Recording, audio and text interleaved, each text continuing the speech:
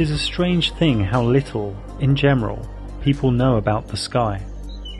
It is the part of creation in which nature has done more for the sake of pleasing man, more for the sole and evident purpose of talking to him and teaching him, than in any other of her works, and it is just the part in which we least attend to her.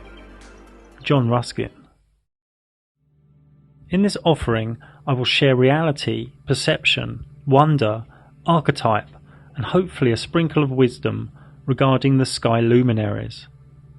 Many are looking to the horizon, to the shape, to computer screens, to other land, to mental models, but not many are looking up at what is actually real and observable. Most notable in the luminaries' mysterium is what we call the sun, an epic and enigmatic source of real cycles, real energy, and real wonder. There is nothing new under the sun. Truth is singular and eternal. The sun is a focal point of life-giving heat and light. Only a fool states they know what it is.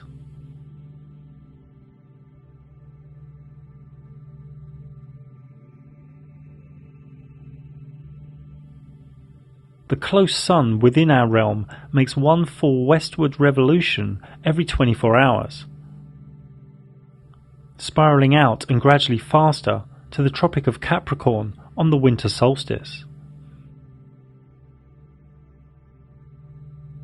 and spiralling in and gradually slower to the Tropic of Cancer on the summer solstice, thus giving us the seasons.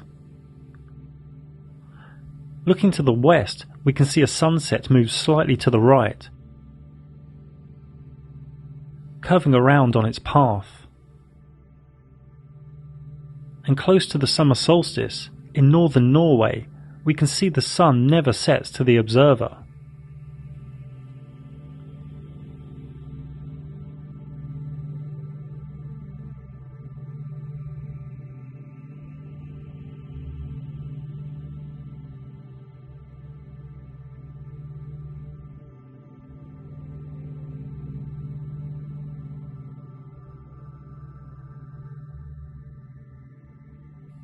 Here is another way to view the summer solstice.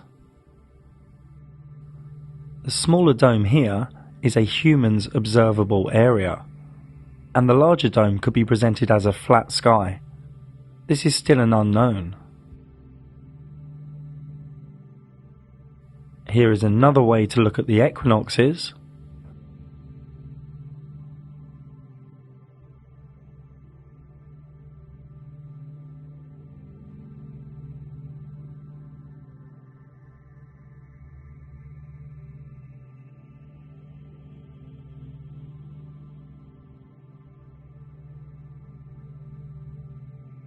From Tenerife in June, the top is what the human eye observes,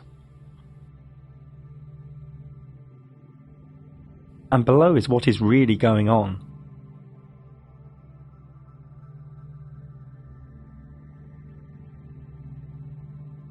The analemma is where one takes a photo or plot point of the sun at the same time of day, from the same location, over a year.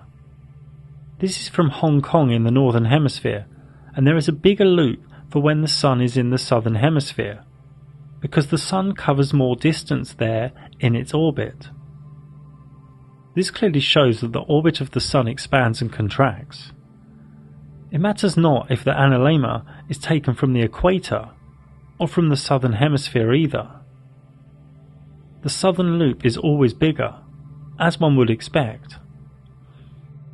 Here in Stellarium, I have set the time to 5 PM in Europe, faced southwest, and turned on the ecliptic, which is the sun's path. When we keep jumping 24 hours ahead, we can see the sun has completed one orbit each time, and in late May we can see it's getting higher in the sky towards the summer solstice on the 21st of June, and then starts to go lower in the sky towards the winter solstice in December. Don't let anyone sell you the 23 hours and 56 minutes a day nonsense.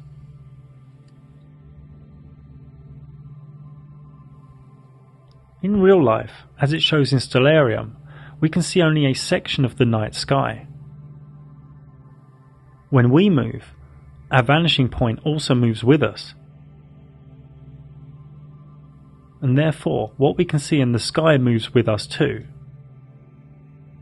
We know the sky appears to the eye as a dome, but this could be due to perspective. I mean, here it looks like the ground goes up and that the tracks go together, when we know these aren't true. The human eye's vanishing point shows us a visual reality that is not always objective. We simply have not unravelled the flat sky or dome mystery yet. This is all new. This awakening of true cosmology only made a comeback in 2014, the year I also first spoke out about it publicly. In many cases, we need to revel in the mystery and enjoy the mystery. The sun comes into the observer's vanishing point. This is known to most as a sunrise. The sun goes out of the observer's vanishing point. This is known to most as a sunset. If we go up in altitude, the sun comes back into one's field of view as the vanishing point has increased. When the sun sets in Japan, it's at its zenith in Madagascar, and also rising in Florida. Some ballpark trigonometry shows the sun is around 2,000 to 4,000 miles away. Well, that is, if it is an actual thing within the rules of known physics, which it possibly isn't. Now, these sunrises and sunsets often appear as different sizes. This is due to one or more of the following: the observer's position, land contour, sea temperature, atmospheric haze, and atmospheric temperature. So how high is our sun? We have seen evidence of localized hotspots.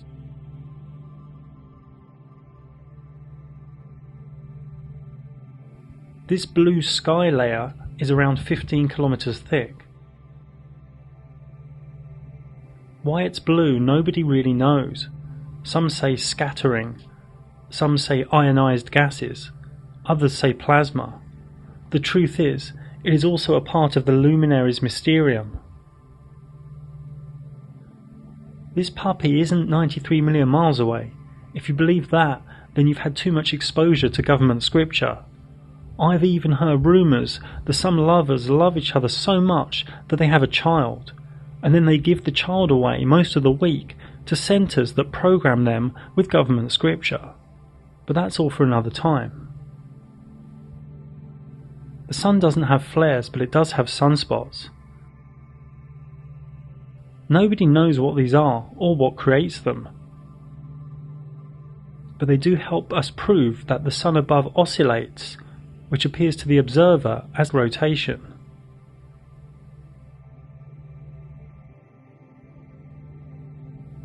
The actual light of the sun does many wondrous and irrational things, near impossible to work out logically.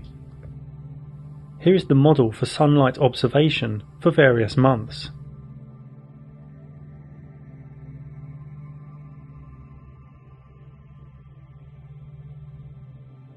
Actual sunlight at any one time is never the same for two different observers. Sunlight has evidence of curve, bend, bulge, mystery, beauty and wonder. The reasons are unknown, and that makes so many uncomfortable.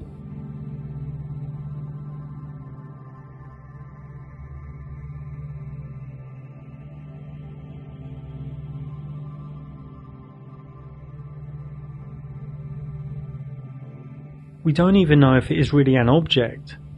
We do know it is a focal point of light and heat. For me, it is probably intelligent consciousness in some way, maybe half in this reality and half in another. It could just be far beyond our comprehension altogether, a reflective or geometric masterpiece of spiritual consciousness, a luminary of the mysterium. The sun has been worshipped and measured for aeons.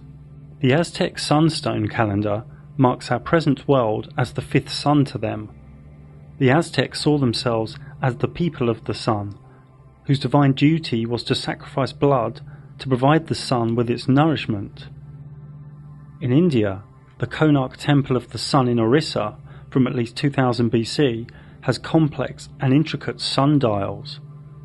These 24 wheels use complex and detailed shading and measures a magnitude of different units of time and cycles, mostly from sunlight.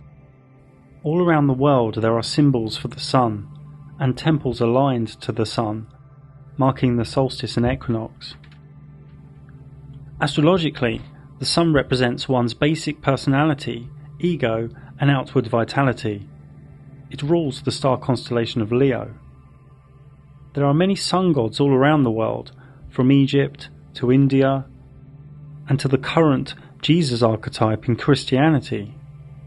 Now, much of Christianity is about the sky luminaries, known as astrotheology. Jesus is the Son of God, the sun that travels through the 12 zodiac signs. 12 disciples he travels around with, 12 brothers of Joseph, 12 tribes of Israel. The Last Supper painting by the alchemist Da Vinci shows all the zodiac signs having the Last Supper of the year before the crucifixion of the sun in November, after the kiss of death by Scorpio, Judas. The birth of Jesus on the 25th of December is when the sun rises from its lowest point of the year. The sun is born. Now, these stories you can find in other sun deities that are much older than Jesus. The Roman Emperor Constantine, pretty much the founder of Christianity, was a sun worshipper, even after he gave Christianity to the masses in the early 4th century. He also changed the day of worship from the Sabbath to Sunday. The sun was a big part of the secret recipe for the Hermetic alchemists, for the creation of the Philosopher's Stone. And it sits at the centre of the Kabbalistic tree of life. In the Srimad Bhagavatam, it states in 11.22.31, "Sight, visible form, and the reflected image of the sun within the aperture of the eye all work together to reveal one another. But the original sun standing in the sky is self-manifested.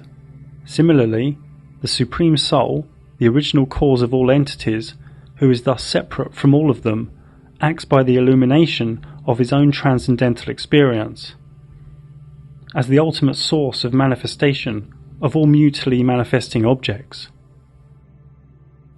Democritus, in BC, said a quote that will help us as we continue through the other luminaries. "It will be apparent that it is difficult to discern which properties each thing possesses in reality." The moon is the other large luminary in the sky. It has always been an enigma. It has always been worshipped, and its energy through its mystical phases affect much life in this reality. A mystic once said, "Look at the moon in the sky, not the one in the lake."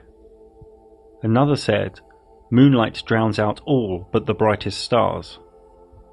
A Taoist author once said, "The moon does not fight, it attacks no one, it does not worry, it does not try to crush others, it keeps its course, but by its very nature, it gently influences."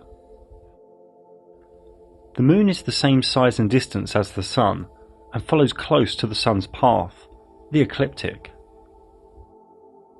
The moon takes about 24 hours and 51 minutes to complete a revolution above us, slower than the sun. The moon is always close to the ecliptic, within 5 degrees above or below. It also comes and goes, just like we saw with the sun. The moon crosses the sun's ecliptic approximately every 2 weeks. These crossings are known as lunar nodes. If it crosses the ecliptic at full moon, we have a lunar eclipse. If it crosses the ecliptic at new moon, we have a solar eclipse. Remember this for later. The moon takes an average of 29 days, 12 hours and 44 minutes to go through one lunar month, one lunar cycle. From new moon through waxing, full, waning, back to new moon. Because of this motion, the moon has a point in time each lunar month when it is closest to the Earth, perigee, and a point in time where it is farthest from the Earth, apogee. The Sun moves faster than the moon. The Sun catches up with it, creating a new moon, and then speeds ahead of it. More accurately here, we can see the lunar phases are caused by the relative geometry of the moon to the Sun in the flat Earth sky. These two luminaries are linked by what one could call pranic, magnetic electro, or chi energy. The first quarter moon is when it is half illuminated and occurs when the Sun and Moon are 90 degrees apart in the sky. At full moon, the moon is fully powered and fully illuminated when the Sun and Moon are 180 degrees apart in the sky. The moon self-luminates and self-deluminates. It powers up and powers down. There is evidence to suggest this geometric relationship creates the tides in the oceans too, as salt water is ionized and can react to magnetic electro. Another way of talking about the motion of these luminaries is to say the moon travels 14.5 degrees an hour and the Sun 15 degrees an hour. So the moon loses 12 degrees a day on the Sun. People are okay that the Sun is self-luminating, so people should also be okay that the moon is self-luminating too. A nice way to remember if the moon is waxing or waning is if it is like a letter C or D. A cat goes, waning, and a dog comes, waxing. These phases can be known far into the future due to the Sun and Moon's constant speeds. This works as a geometric clockwork, a calendar in the sky so to speak. Chinese, Thai, Hindu, Islam and Hebrew calendars still today are linked to the moon cycles, the lunar month. If one photographs the moon 51 minutes later on successive days, note due to the moon rising about 51 minutes later each day, over one lunar month it will trace out its own analemma. The moon can be seen above in the sky at the same time in distant places. Depending on where one is on a line of longitude, depends on what degree of rotation the moon will be. To a stationary observer, the moon also appears to rotate as it moves from east to west in the sky. This is only due to perspective. The moon is not actually rotating. It will appear to rotate one way until it is above one's head, and then the other way. Regardless of location, every human on Earth has only ever seen one face of the moon. Therefore it is rational that it appears to many human subconscious and conscious mind as spherical. In a waning phase, the closer the Sun gets to the moon, the more power, or self-illumination, the moon loses. And when the Sun is very close to the moon, it loses its power. It loses its self-illumination. The moon disappears. Some say we should really see a black silhouette. We don't though. We see nothing, and can pick up nothing with cameras or telescopes. It's just not there. This new moon really could be just that, a brand new moon, and we will layer up on this information later. Then a few days after new moon, at the waxing crescent phase, one can see the slither become illuminated, and the moon starts gaining its power again. Even at other times during the lunar cycle, we can very rarely see something appear to go through the moon, and in this footage it is unknown if this is a star, wandering star, or high altitude drone. At other times, the moon appears as though the blue sky is coming through the moon, but the moon is higher than the layer of blue sky. So is the moon semi-transparent here? Is the moon not totally there in these instances? When the moon is half illuminated, is the other half there or not? Again, the luminaries mysterium has not given us a clear and rational answer as yet. We don't know. We have to continue to revel in the mystery. We don't know what the moon is.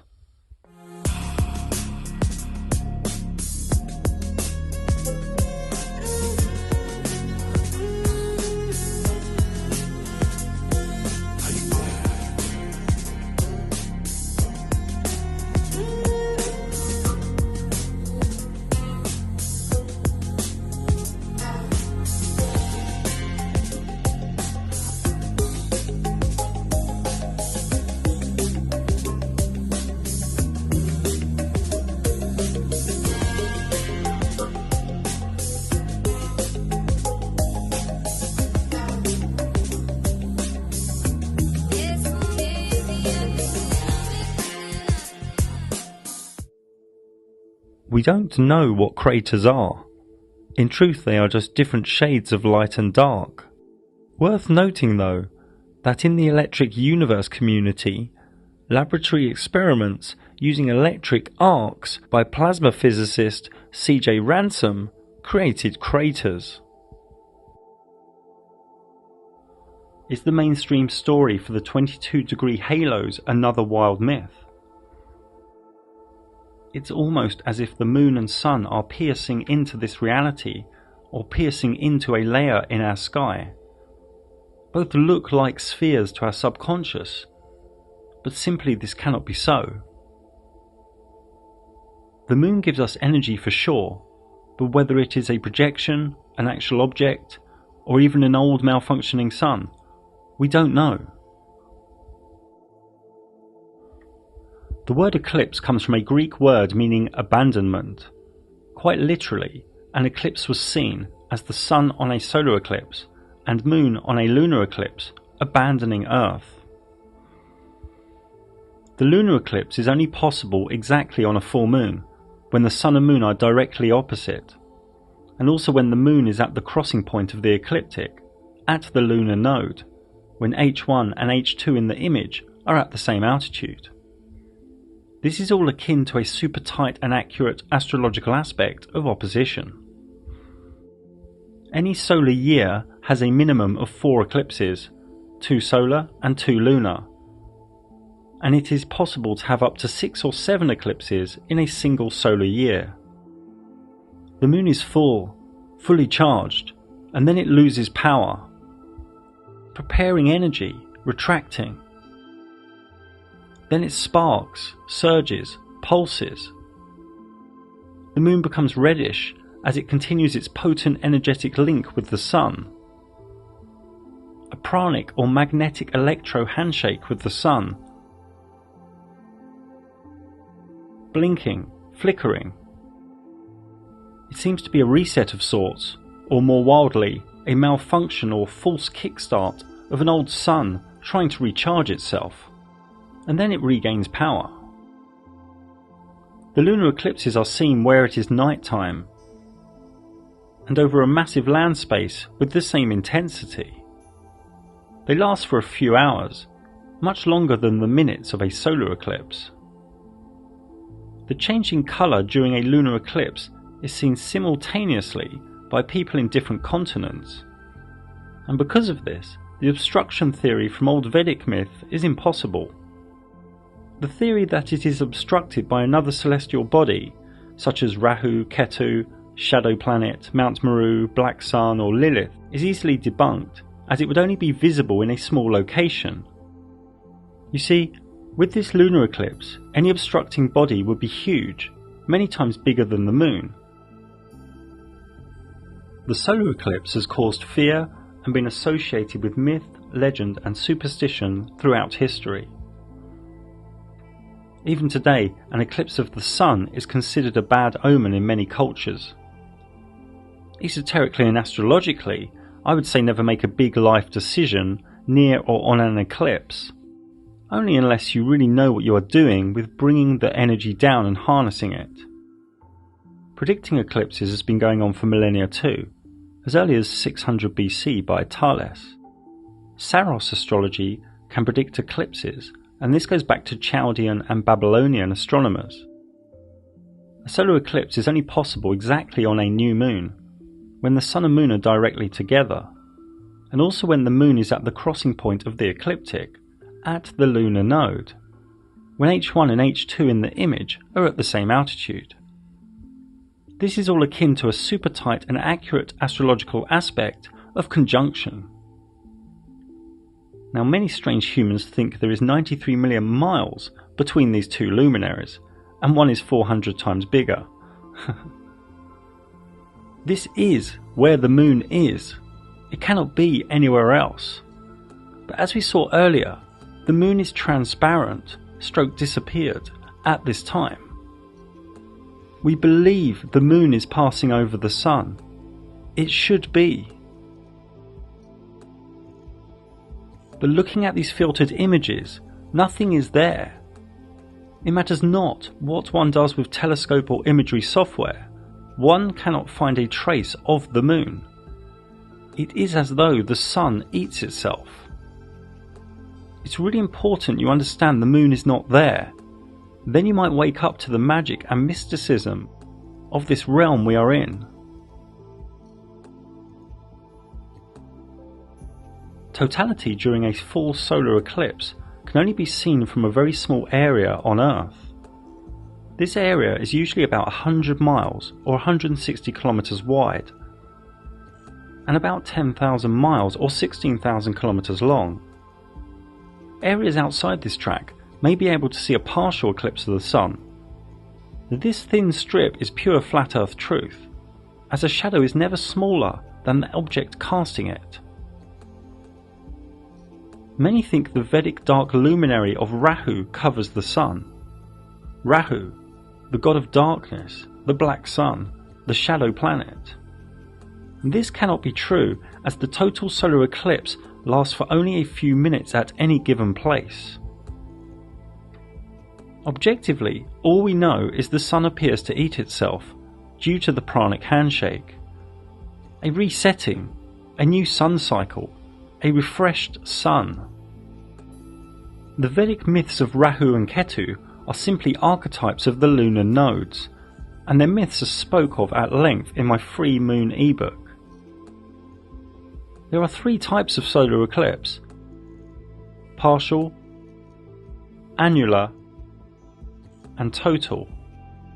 The difference between a total and annular eclipse helps to confirm that the moon moves closer and farther from us, perigee and apogee. I wrote a thesis in the moon book about whether the moon could be an old malfunctioning sun. Let go of old notions and listen to the logic. The moon is the same size and altitude as the sun. The moon travels in almost the same trajectory as the sun. The moon is a little slower than the sun. The moon's power and charge is directly linked by its geometry to the sun. Both affect plants and animals and all life on Earth. Both have evidence of being magnetic electro in their nature. There are many ancient myths as to which sun we are in. For example, Aztecs say we are in the fifth sun, and my free moon book contains many other supporting myth, legend and pantheon. The moon is awash with mystique, myth, superstition and esoterica. The new moon is like a start of a wave, the start of new intentions. The full moon is like the crashing of the wave, and the waning moon is like the decay of a wave retreating. A healthy woman in her power has her menstrual cycle during or near full moon or new moon. It is more beneficial esoterically to fast or cleanse the days before a new moon. At full moon, the pineal gland opens more and the spiritual veil is thinner, so to speak. Most humans have dense energy and live in the five senses and personality matrix, and are disconnected from the moon's energetic cycles. The moon phases also affect the planting of crops and plants, and many other things. In astrological terms, the moon is one's soul, emotions, moods, and subconscious, and is home in the sign of Cancer, which links to feelings, trust, intuition, nurture, and mothering. The moon has over 100 deities from all around the world, dating back millennia. These cover moon worship, adoration or veneration of the moon, a deity in the moon, fertility, or a personification or symbol of the moon. Most notably Diana with the Romans, and the earlier Greek Selene, Artemis, Hecate triad. Some even say Islam and Allah came from a lunar cult, from pre-Islamic Arabic myth. In Hermetic alchemy, the sun and moon need to be reconciled within the self. The inner male and female, logic and emotion, communication and feeling, all united in perfect balance before the elixir can be achieved. The moon is the violet ninth Sephiroth in Kabbalah, and is linked to initiation and many other things. In ancient Arabia, the moon's path through the 12 zodiac signs over a lunar year was split into 28 lunar mansions, with each one ruled by a spirit that could be invoked. Talismans and amulets were used within this system too. No matter which mansion, benevolent magic was done on waxing moon and malevolent during waning. This system was popular in the Renaissance period in Europe, and one can still find it in use to this very day. Her charms are for sure a mystery unto herself. The word planet comes from the Greek word planetos, meaning wandering star. The wandering stars are 8 specific luminaries in the sky. From the left in the image, Mercury, Venus, Mars, Jupiter, Saturn, and the dimmer and slower Uranus, Neptune and Pluto. The wandering stars are rays of energy, and they represent certain ideas and archetypes that all ideas and archetypes root back to. A conception of the universe, inside you too. The macrocosm in the microcosm in the macrocosm, as above so below. Each of the wandering stars are linked to certain symbols, myth and deity, as we will soon see. This ancient geocentric model was actually pretty close to the truth, and lasted for over 1,000 years before the elite smashed it up. The error here is that each of the wandering stars are actually all quite close to the ecliptic. Each are probable to be a similar distance from the Earth, but correctly here, some are faster than others.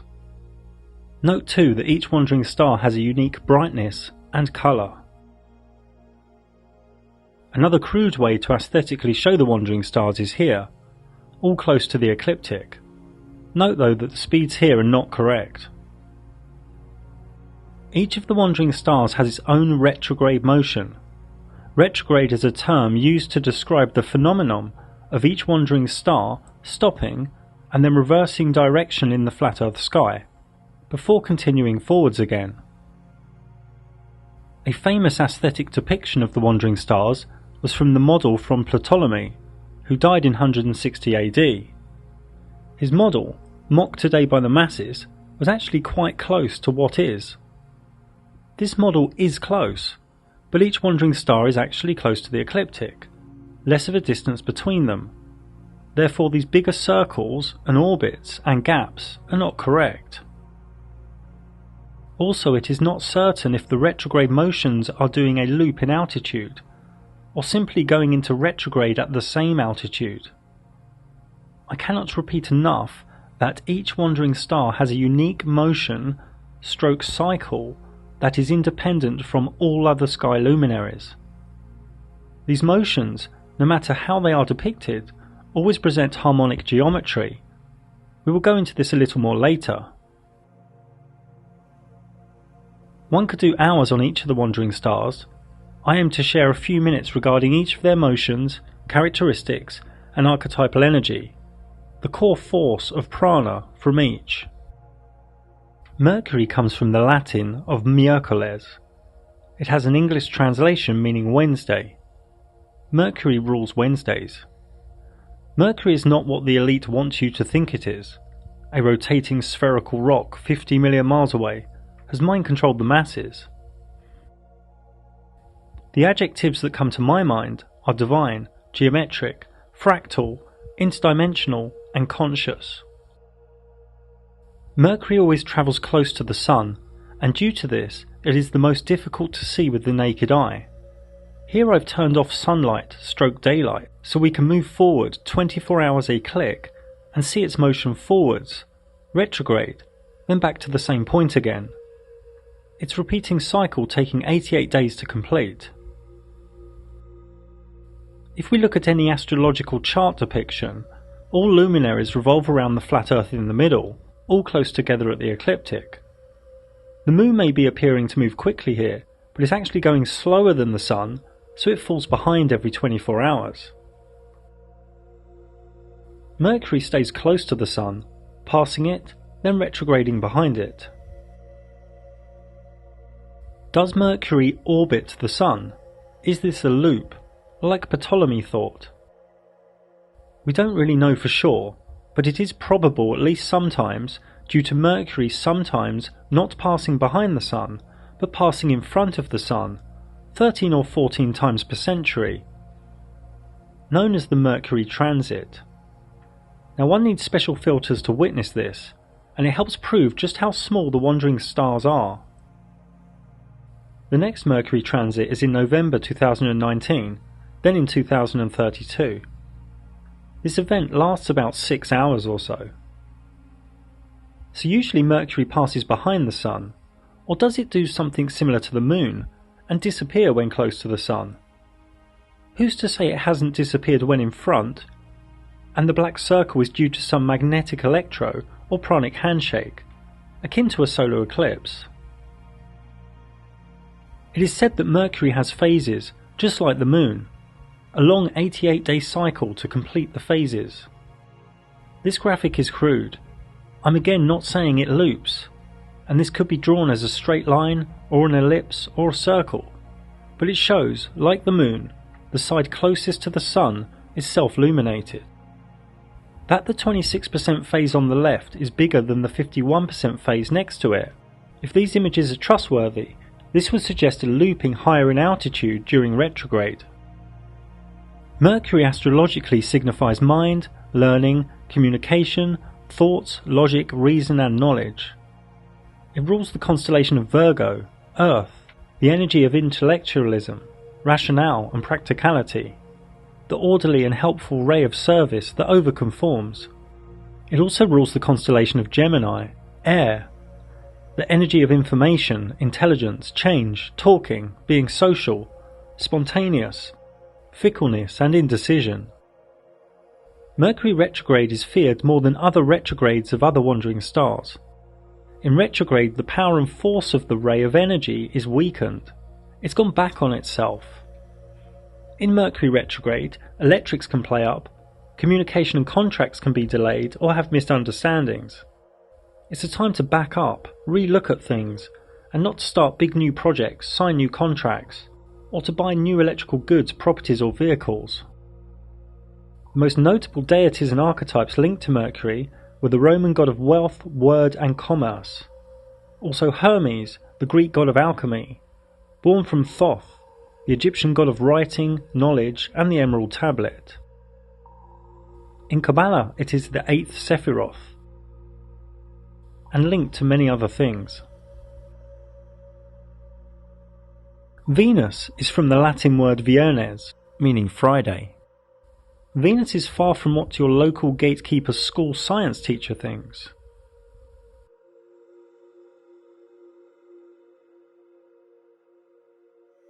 Here we can see the Sun and Moon, Mercury in orange and Venus in small white.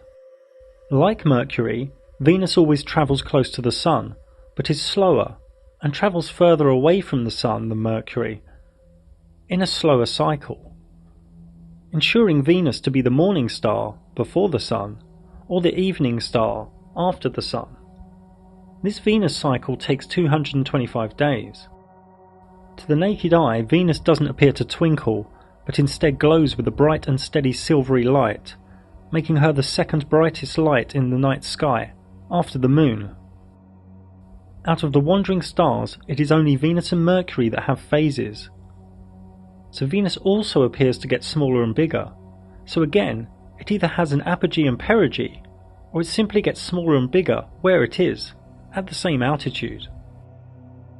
Here we can see some esoteric labels for Venus' different phases, known as its underworld cycle. Its descent from the evening star to its birth as the morning star. Again, this doesn't have to be drawn as a loop or orbit of the Sun. It could be a straight line. Her full synodic cycle, from inferior conjunction to inferior conjunction, takes near 584 days, or about 1.6 years. This is due to the interaction of Venus's 225-day cycle with the 365-day solar cycle. Now Venus, whether it loops around the Sun or not, when it conjuncts with the Sun, it creates these 5 points. And these 5 points are in perfect geometry above us. This is known as the dance of Venus. and these 5 points make the perfect pentagram. Fractals in the sky. This was all known to the mystics of the Renaissance period. This is the current Venus cycle within its current dance. Venus also creates geometric patterns with Mercury, all from a random Big Bang, they tell your children, via their worldwide mind control program. Venus is the only other wandering star, as well as Mercury, that sometimes appears to pass in front of the Sun. Like Mercury, we don't really know if it is in front of the Sun, or in the Sun, or if it disappears like the Moon due to some pranic handshake. A Venus transit is more rare though. This reoccurrence pattern of 8 plus 105.5 plus 8 plus 121.5 years repeats itself in the catalogue of Venus transits. An example of this pattern is in the transits of 1874, 1882, then 2004 and 2012. Note that Venus appears larger than Mercury when transiting the Sun. Now if one takes a photo from the same location every 24 hours, over 113 years, one sees another dance between the Sun and Venus. One gets an analemma. Here is an analemma from Venus and Mercury.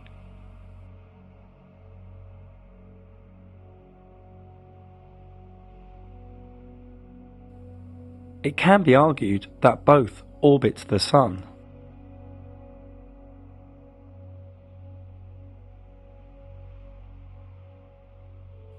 But it may not be the case. Look here. This dot is moving in a simple elliptical path. But if other dots are added, it appears to now go vertical. Vertical up and down, but side to side. It is only elliptical when presented alone, so don't jump to conclusions with Venus and Mercury. Venus astrologically signifies aesthetic beauty, romance, courting, relationship dynamics, gentle harmony, grace, and the sensual feminine. It rules the constellation of Libra, air, the energy of balance, harmony, the lover, analysis, and strong mind. It also rules the constellation of Taurus, earth, the energy of nature, luxury, possessions, and grounded endurance. Venus retrograde is not really the time to start new big relationships or to get married. Linked deity and archetype include Isis, Aphrodite, Cleopatra, and the Roman goddess Venus. In Kabbalah, it is the 7th Sephiroth. And this tree of life is many things, including a meditative glyph and a table of classification, where every myth, herb, gemstone, scent, and deity ever known will find its rightful place upon the tree, in a Sephiroth or in one of the 22 paths. The old Mayan Dresden Codex was all about accurately measuring Venus cycles, and on the last page depicted a cataclysmic flood. Mars, Saturn and Jupiter are less complex. They simply move around the ecliptic with no care for the Sun or any other luminaries. They each sometimes go retrograde too, but no phases and no transits. Luminaries in the sky, simply doing their own thing. They say Mars has 2 moons, Jupiter 64, Saturn 62. But there is no evidence these are moons. We can just see a few small luminaries in the sky that hang out with a bigger luminary. There is also no evidence of any rings at Saturn.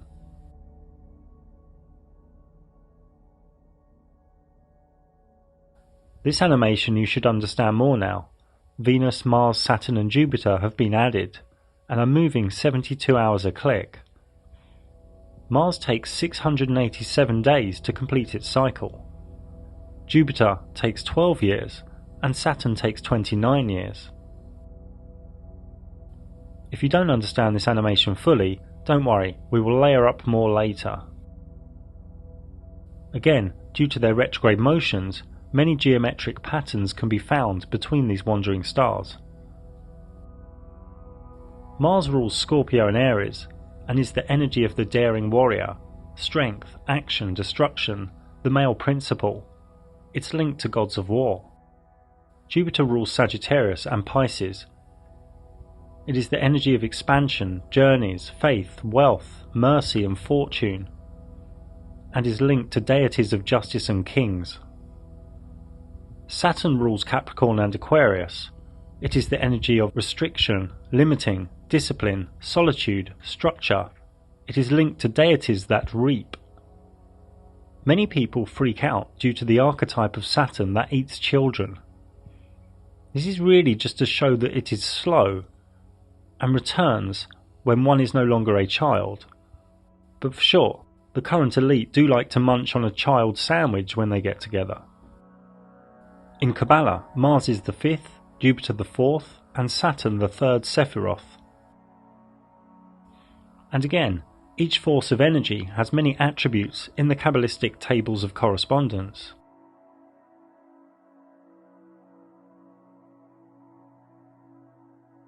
I'm old school and don't really care too much for Uranus, Neptune or Pluto.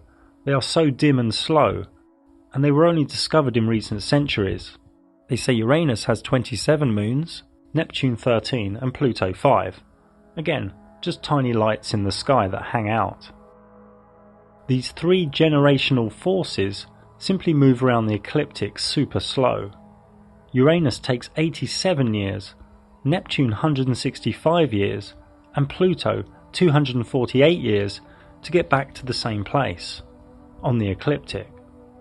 To complete their cycle, to get back to the same place on the ecliptic.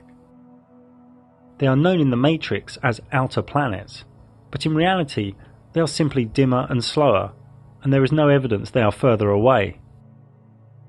Due to points of retrograde over tens of thousands of years, Uranus and Neptune will do their own geometric dance. Uranus is the energy of rebellious change, freedom, revolution, and awakening.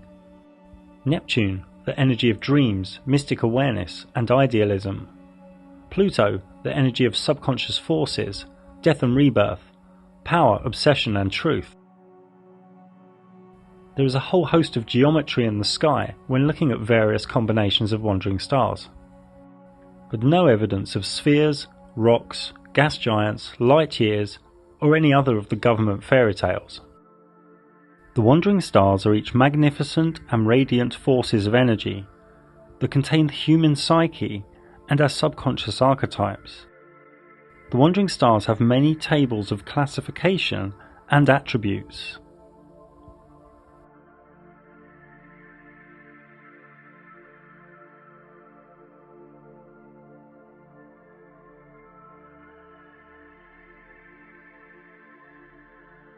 They also link to the days of the week, and this star shows the order too.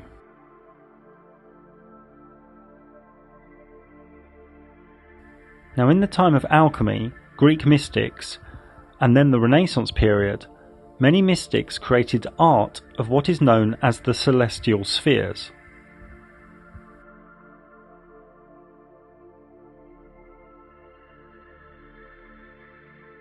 This isn't calling any wandering star a sphere, or showing their distance, or physical order. These show the levels of vibration, the levels of frequency, from a spiritual perspective. They always take the order Earth, Moon, Mercury, Venus, Sun, Mars, Jupiter, Saturn, the firmament of fixed stars, then into the world of divinity, the premium mobile,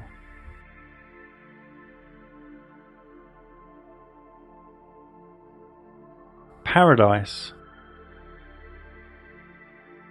infinity. Many allude to the idea a council of gods reside here, each from one of the celestial spheres, each of the wandering stars. Through the celestial spheres, into heaven. Even Dante alluded to this in his cosmology. As did Robert Flood. But what does this all really mean? This is all Kabbalistic, the soul's journey to Godhead while within the body, within the same carnation, starting at 10, the four elements on earth, up to 1, the Godhead. In Kabbalah, when we actually see a wandering star with our eyes, for example Jupiter, this is the densest of the four worlds within that luminary. There are another 3 levels of vibration spiritually for each wandering star that the eyes cannot see. And Kabbalah uses these forces as a climbing frame and roadmap, so to speak. Many of you have fear of disinformation and call it bad, but Kabbalah and rays of energy in this realm are neither good or bad, they just are. The key is really the individual's own level of purity. I go into this much more in a book I wrote over 10 years ago now. Now, Cornelius Agrippa was a German theologian and Christian mystic. He wrote the Arbitell in the early 1500s. In his system, he created a clean and divine way, using the correct day and planetary hour, of having commune with the God force from each of the celestial spheres, from each of the 7 sacred wandering stars, also known as the Olympic spirits from ancient Greece. These are like the one thing on a lower arc. They are fragmented aspects of its power. The Arbitell tells us that Olympic spirits, well, gods that rule the wandering stars, inhabit the firmament, which was the air and regions of space that held the stars together. The job of these gods is to declare destinies so far forth as God allows them.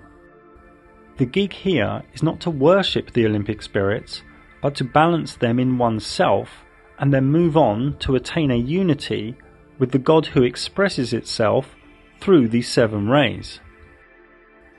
In the great book Corpus Hermeticum, it states in the book of the Sacred Sermon, "And the gods were seen in their ideas of the stars, with all their signs, and the stars were numbered, with gods in them." Also, "And heaven was seen in 7 circles, its gods were visible in forms of stars with all their signs, while nature had her members made articulate together with the gods in her, and heaven's periphery revolved in cyclic course, borne on by breath of God." Now for me, one reason for the NASA mind control and fake cosmology is that they really don't want people knowing this stuff. They even have so-called truthers, spiritualists, religious people and New Agers against this information too, cowering in fear, unable to objectively research. You see, this magical realm we are in, if known by the masses, would bring their whole physical-based system of control, greed and selfishness down in no time at all. So they spend hundreds of billions of dollars bringing everything into the dense physical. They are hiding divinity every way they can. You see, people walk past a statue of Michael or Mary, no problem. People put a priest between them and God, no problem. But talk about the gods within the celestial spheres, the Olympic spirits, and people freak out. The levels of conditioning are far beyond what is rational. And where do you think the Olympic rings came from?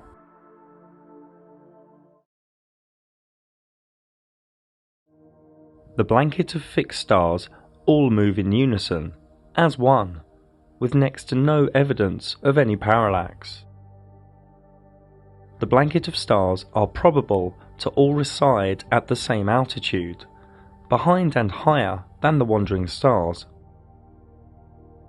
and probable to be somewhere between 3,000 and 4,000 miles away from Earth. There are under 10,000 stars visible to the naked human eye, and because of the human eye's vanishing point, one can only see less than half of those from where one stands. Before we look at the blanket of stars' speed, motions, patterns and mystery, Let us look closely at what they could be. What are the stars? We don't have the correct labels in our vocabulary.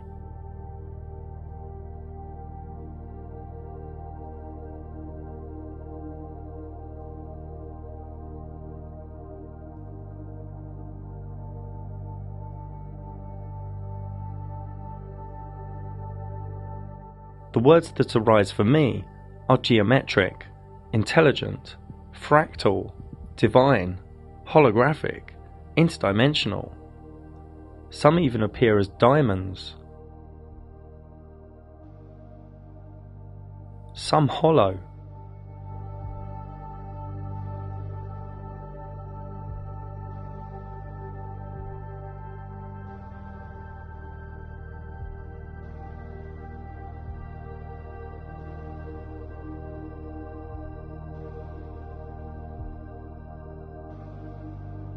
Is water involved?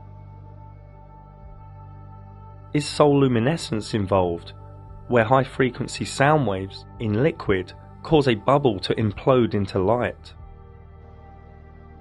Are cymatics involved?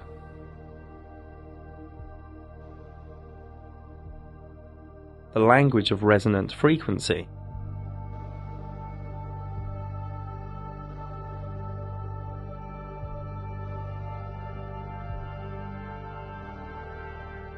Some even think stars in this reality are technical and related to these metal balls that are said to fall to Earth.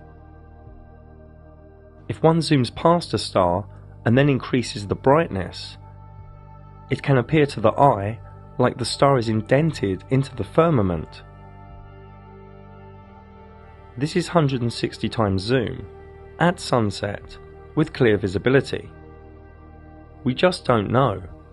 The luminary's mysterium cloaks its secrets from us.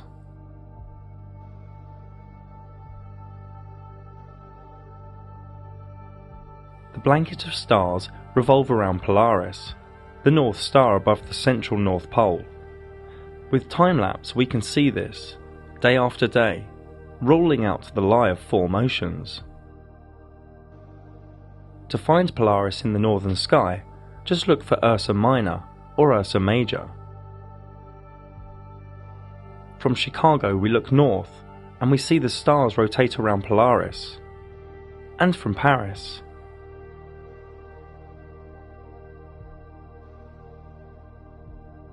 And from near Japan.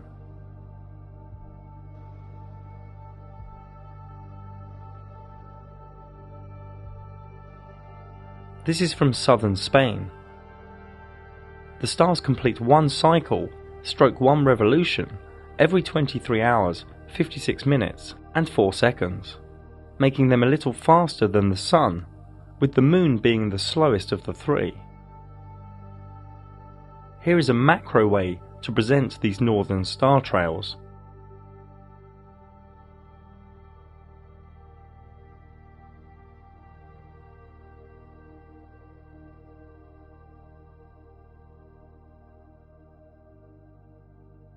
To get a good idea of the motion of stars, we need to look in different directions. Here is from Arizona, in southern USA, looking west,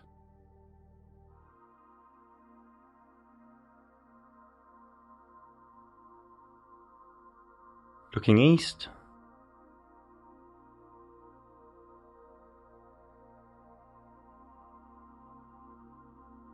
looking north,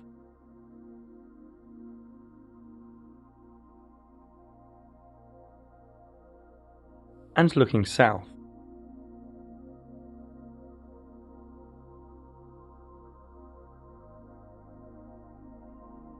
There is a ring of 12 star constellations behind the ecliptic,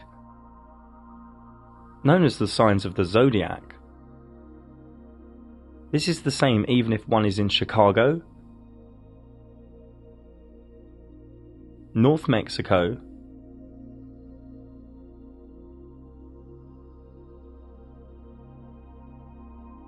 southern Chile, or anywhere on Earth.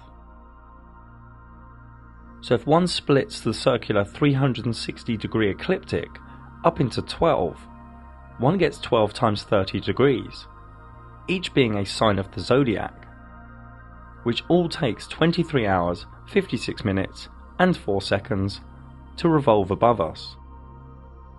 These constellations appear upside down to people in the southern areas of Earth, for the simple reasons shown here. As the stars take 23 hours, 56 minutes, 4 seconds to revolve, and the Sun takes 24 hours to revolve, every 30 days or so, the Sun enters a new sign of the zodiac, and then will spend around 30 days there until the zodiac has overtaken the Sun again. This can be seen here too, with the zodiac being the outer thin ring of 12 signs. First we will move 2 hours forward a click. Then if we move 10 days forward a click, we see the zodiac speeding ahead, so the Sun therefore travels through the 12 signs of the zodiac over a solar year.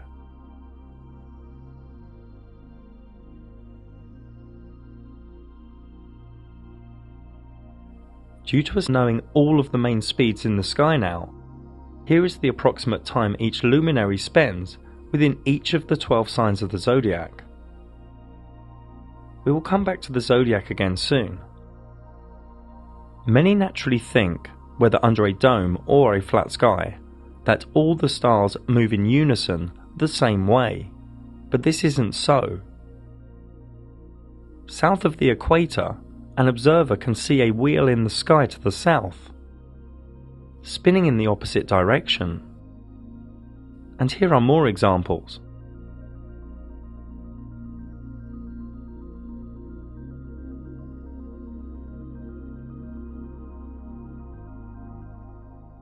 So to get our bearings, let's look from one location. New South Wales in Australia. Looking west,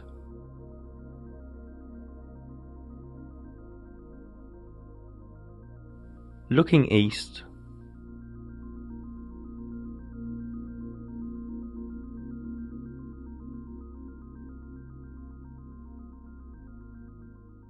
looking north, where Polaris is too far away from the observer's vanishing point,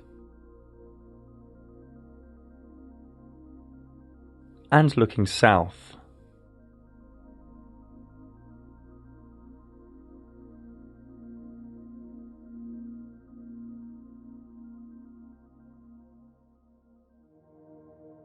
So this wheel at the south is interesting for 2 reasons. One, it creates a fractal if caught on time-lapse photography at different intervals, a bit like this. And 2, because at 3 different locations on Earth, the exact same southern wheel can be observed in the sky. Again, this could be under a dome or a flat sky, but having the same 3 wheels in the southern sky is still currently fully unexplained, using the logic we know thus far within this realm. Some say reflective duplication. Some say it is the North Stars refracted, reflected, or warped in some way. Others say perspective, but super interesting and relevant is that this southern wheel also takes 23 hours, 56 minutes and 4 seconds to revolve.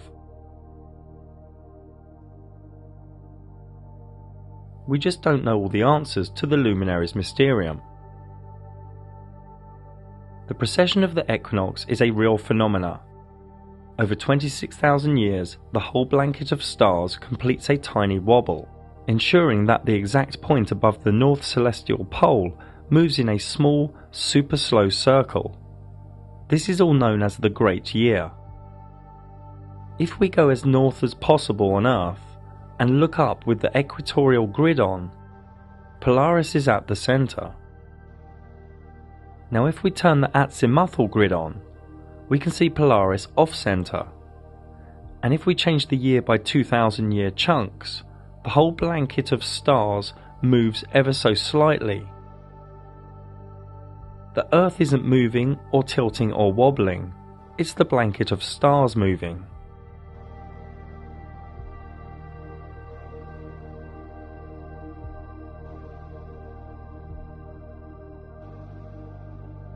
This movement in the sky is very slow, 1 degree every 72 years, so 360 degrees, a full revolution, every 26,000 years.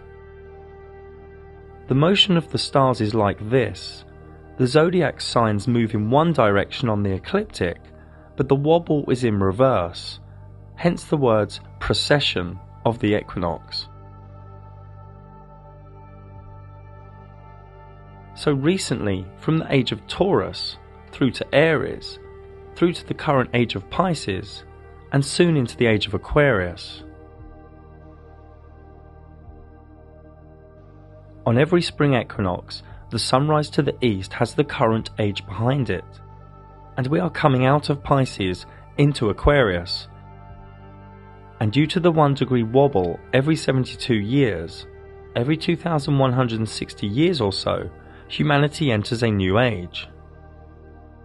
Here is the equinox sunrise for the year 4178, deep into the age of Aquarius.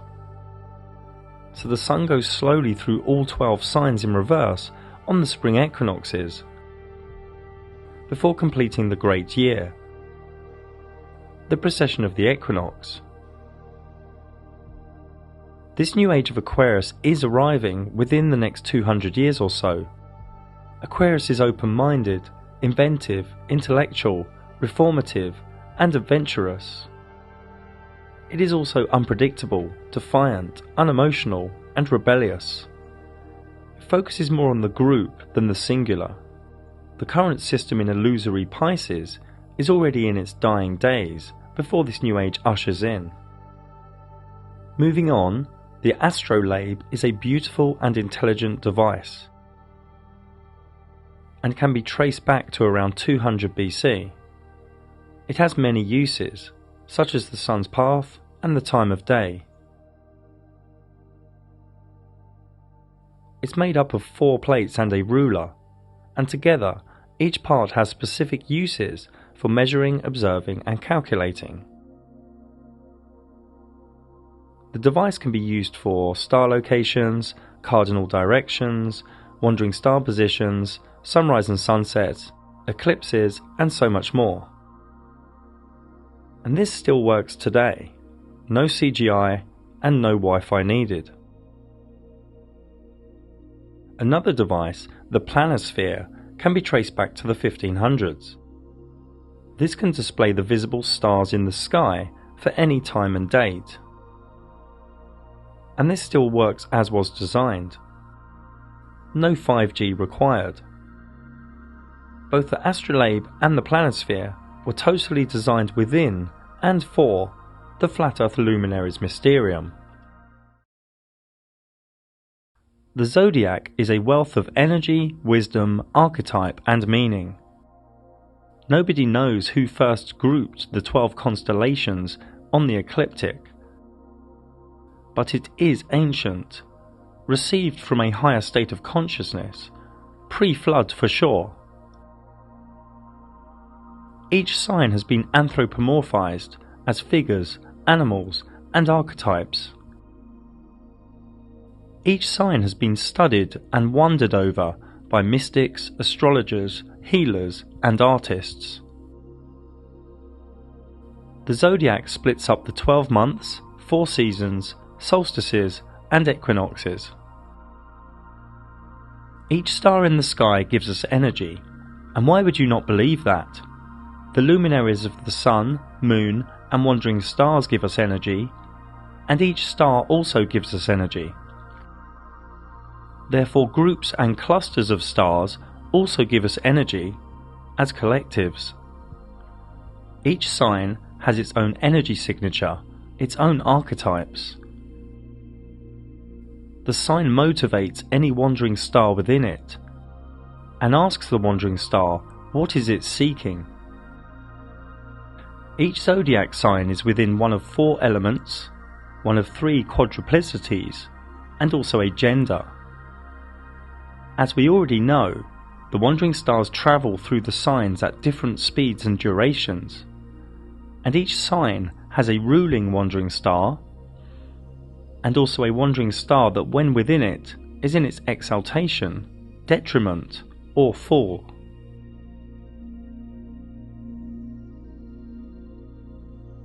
What zodiac sign a wandering star sits in is key to how the wandering star is filtered, how the ray of energy plays out, how it functions, how it's motivated. And each combination of wandering star and sign is vastly different. You should understand most of these symbols now. Think of each wandering star as a function of the psyche within all human beings. Think of each zodiac sign as the location of what the particular psyche function is seeking, how and where it will play out. So this is what astrology is, the wandering star and the zodiac signs in constant movement behind the ecliptic. And their infinite amount of combinations allow for luminology/astrology to be achieved, recorded, projected and practiced. This is a repeatable science. Edgar Cayce once said, "The signs of the zodiac are karmic patterns, the wandering stars are the looms, the will is the weaver." The aspects are some specific geometry between the wandering stars on the circular ecliptic. Each human has a unique personal astrology chart for the moment he or she was born, a natal chart, or soul blueprint. This natal chart holds one's talents, challenges, emotional and communication dynamics, evolution, and much more within it. The energies of the 12 signs are already within each human being, but each human being has a different balance of them, with amplifications and gaps. The evolutional quest is to be a perfect balance of all 12, all radiating in their best octave. Remember, all 12 signs and all the wandering stars each have a specific energy. When an energy is too amplified or overpowered, it spills into shadow traits. Each of the energies can also be latent, weak, or underpowered in one's chart. The natal chart really yields gnosis on the self. Each day, the different permutations of geometric aspects in the sky and the combinations of energies in the sky all create flux in this reality. It gets human dynamic and interaction in this reality moving and changing. If one overlays one's natal chart with today's sky chart, or tomorrow's, or next week's, or any date or time in the future, one can see what energies are at play and navigate that moment, or that hour, or that day, whether it be a meeting, or a wedding, or a new project. And the elite really don't want you to know this stuff. But Wall Street, governments, and the military all use this science of the sky. Remember, astrology is not something to live underneath or fear. It is a tool. We all have free will and can each swerve, dark, or ride any coming energies. The sky is the engine room of this reality. Astrology is a finger pointing at reality. Now, Western mystics studied astrology deeply and knew how to understand and interpret the sky, how to bring the macrocosm down to the microcosm in a multitude of ways.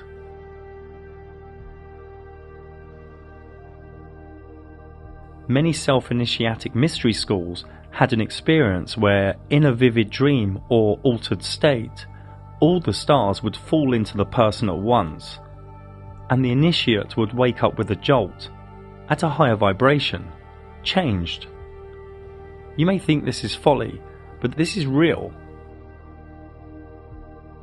The zodiac signs are also related to the tarot, the major arcana. And each third of each sign is assigned to a minor arcana, both are shown here.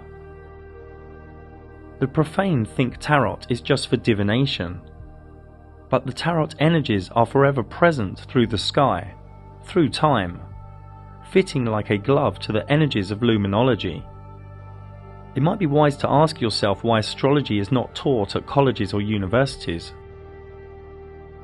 I have had over 100 Flat Earth astrology clients, and for a deeper look into the changes Flat Earth brings, plus more about signs, aspects, orbs and houses, please see my dedicated video on this same channel. There are Flat Earth zodiac clocks and zodiac symbolism all around old European churches, so it's a little bit strange that many modern day Christians look at astrology as something bad. So sit back and take in the next minute or so.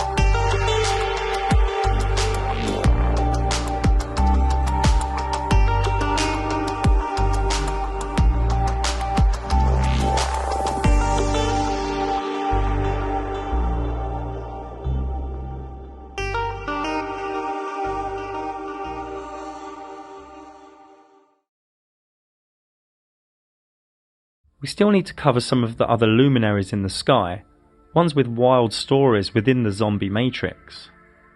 The idea of galaxies is deranged, just a luminary of cloudiness in the sky. This is what they call Andromeda. The idea of a black hole is idiotic, just a luminary that pulses in the sky. The idea of nebulas is demented, just shaped light in the sky. The elite tell you it is an interstellar cloud of dust, hydrogen, helium and other ionized gases, that the Orion Nebula is 1,300 light years away and 12 light years in radius. I mean, tell a tall story or what? I mean, this elite are smart, but also very psychotic. This is the Heart and Soul Nebula. A comet is simply a cyclic luminary in the sky with its own cyclic path, with no care for the ecliptic.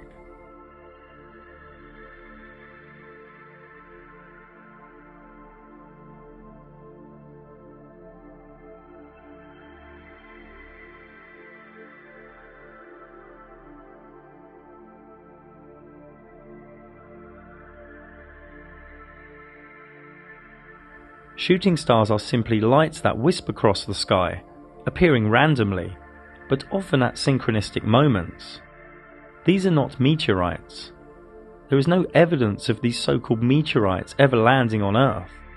If these were real, every month or so a house or a building would be destroyed. The very rare and very dodgy articles from the Smithsonian Institute, which have previous if you know my work,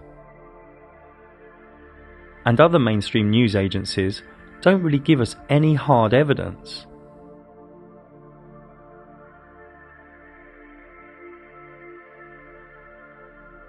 These scorched rocks do exist though, but obviously they do not come from the fairy tale that is outer space.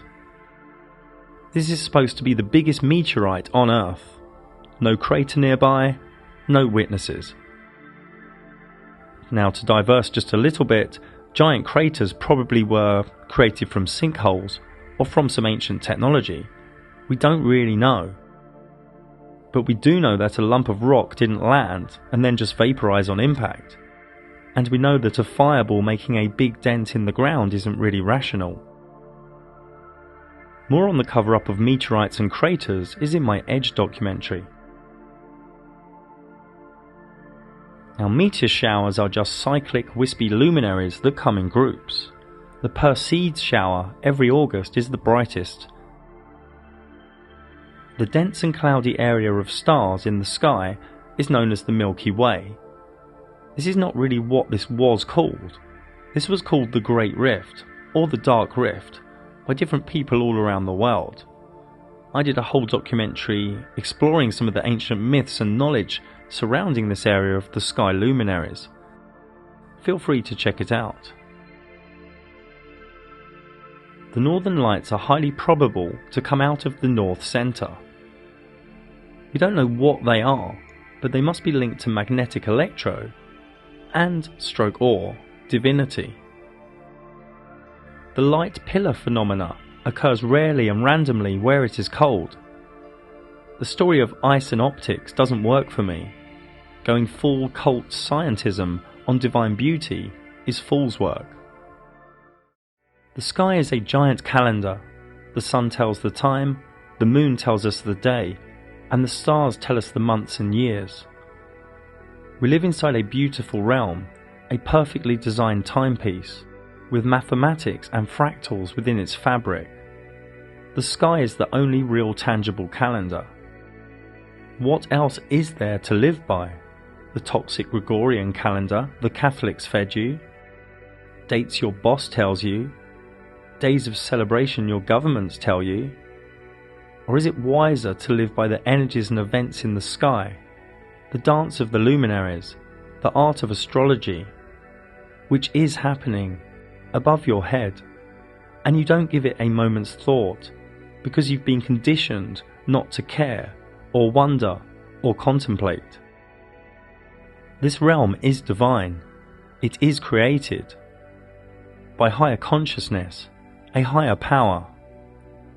The luminaries' dance of geometry allows the one thing to weave energy into this dimension through rays of energy. A subtle and gentle communication to our minds and souls, forever changing the permutations, creating a foundation of flux for this realm we are in, a realm of divine fractals hidden from our consciousness, so beautiful yet so subtle. The elite hide the truth of the luminaries as they are trying to limit the whole human experience to the physical. The physical is only a base, it's not the real thing. They want you pushed into the Sephiroth of Malkut, as a materialistic conforming drone. But we are both visible and invisible. We need to honour the totality, not just what we can touch. Da Vinci said, there are three types of people: those who see when shown, and those that don't see. And one starts to see only when one starts deprogramming. And it's not an easy ride, but it does get easier. This is the work of the modern day warriors, deprogramming.